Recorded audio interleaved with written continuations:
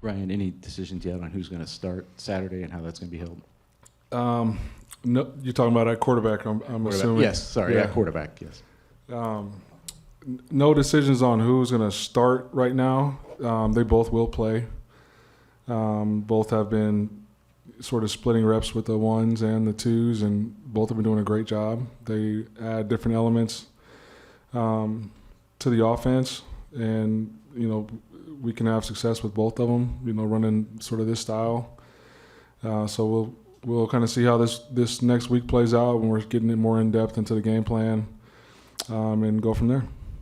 From a defensive coordinator standpoint, is there a schematic or a strategic advantage for you guys this week that Northwestern doesn't know who's going to play, or how much they're going to play, or when they're going to play?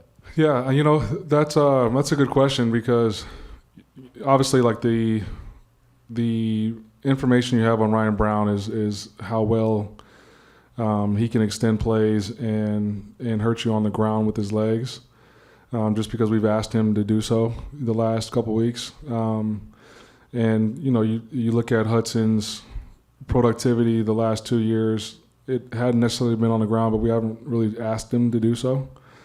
And so the thing that I like about both of them is the game plan wouldn't really change much.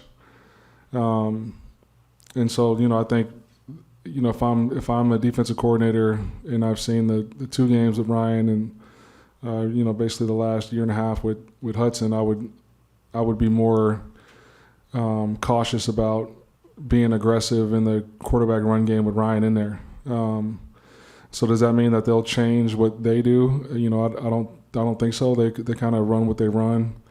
You look at the last 2 years for them as well, and they've played some quarterbacks that are athletic and do like the RPO game and the zone read game, and they don't really change much. They'll mix in a couple different calls or features, some calls that are already in their system a little more.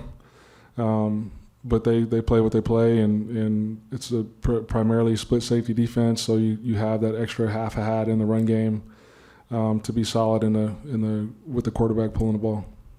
Jason was just saying that, from his standpoint, one of the keys to making this work is having a plan that both guys are bought into, I guess, essentially. And you mentioned last week that you thought maybe Hudson and Ryan had sort of a special relationship in that. So can you expound on that, why you think that this might work with them, where I suppose with another pairing there might be problems? Yeah, with those 2 guys, like, there aren't any egos. They both root for each other when whoever's in there. There was a play at practice where Hudson hit a long one, and you see Ryan Brown throwing his hands up in the air, behind the huddle. A couple series later, Ryan escapes the pocket and hits like a 60-yard run for a touchdown, and Hudson's back there, high-fiving and putting his hands up. So I think that's why it works. Hudson's been able to sort of see Ryan's growth, and not only on the field, but just from his maturity. And the way he studies and actively participates in meetings. And I think Hudson has also appreciated the way Ryan has captivated the locker room. And, his energy and is infectious, and definitely gets the guys going. And he can provide a spark just from a mentality standpoint. And, I think both of those guys sort of have played well off of each other this last week. I know when seasons aren't going the way people want, they always look to the coaches first. Like, how does a coach fix this? At the same time, the players spend more time alone or with each other, probably without you guys. Mm-hmm. What are some examples that you're seeing of I guess, people stepping up and keeping the right attitude, the right vibe going that you need for these final 5 games? Yeah, I've been really impressed with, obviously last week there was a lot of noise, right? Bye week, and sometimes X or Twitter, whatever you want to call it, can get crazy, and a lot of things are said that aren't necessarily true. And so when you're dealing with 18 to 22-year-olds, that can shake a locker room. It can the negativity, the whispers, all of that I have seen shake a locker room, but it didn't with our guys. They they came out and had a great amount of energy this past week. And usually during a bye week, especially this time of year, I don't care how the season is going, it can be pulling teeth sometimes to get guys to practice the right way. And, not one time did we have to prod or pull them or push them to go. And we had a physical week of practice. We were padded up all 3 days, really focused on us improving as a team. And so that meant going good on good for 3 days in a row. And when I say it was physical, it was very physical. Thursday got chippy.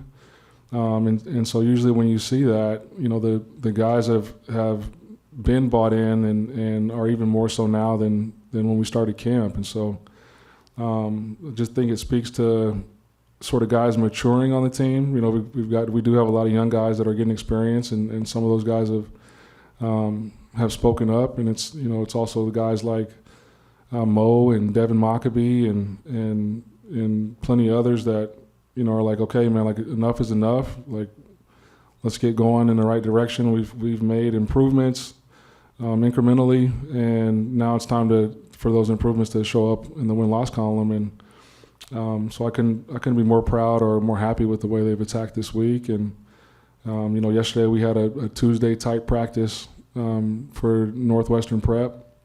Guys were locked in, they were focused, and got after it. So, as a coach, you couldn't ask for anything more than that, especially given the circumstances.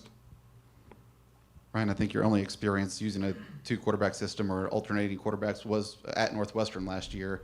What did you learn about kind of having to handle that with Bennett and Ryan last year, and how maybe you can use this to your advantage? Yeah, I think last year's circumstances were a little bit different, just because you had a guy down and didn't know which direction to go. Now you've got 2 guys that are available and healthy, and so like I said, I just think that they have a lot of respect for each other and don't have any egos. So they wouldn't bat an eye if I said, hey, so and so is a starter and he's going to take all the reps. They wouldn't bat an eye if I said, you guys are going to split reps, or you got a special package where you'll both be in there. They want the team to win and trust us to make the right decision to give us the best chance to go do so. I think obviously Ryan has talked about that experience last year. It helped him when he was going to start this year, but now he's had 2 games as the guy. How much more comfortable are the playmakers around him with him when he's in the game? Oh, they're extremely comfortable. Obviously, I thought we were able to move the ball against Oregon. Obviously couldn't get points on the board. But, they operated well in the huddle. Like he's got a presence about him. And they're comfortable and encouraged by what Hudson brings to the table as well, especially with what we're doing right now. So, I think, like I said, both those guys will be able to do a fantastic job for us, and I highly anticipate both of them, playing well when their number is called on Saturday.